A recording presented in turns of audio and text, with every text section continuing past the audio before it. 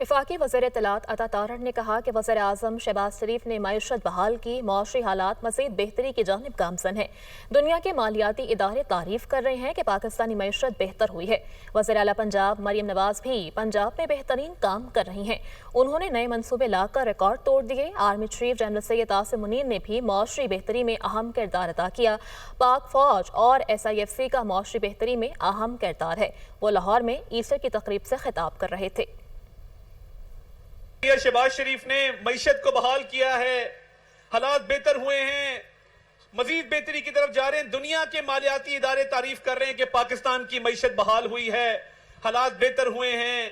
मरियम नवाज शरीफ साहबा ने पंजाब में बहुत खिदमत की है, नए नए मंसूबे लेके आए हैं, पुराने रिकॉर्ड तोड़े हैं।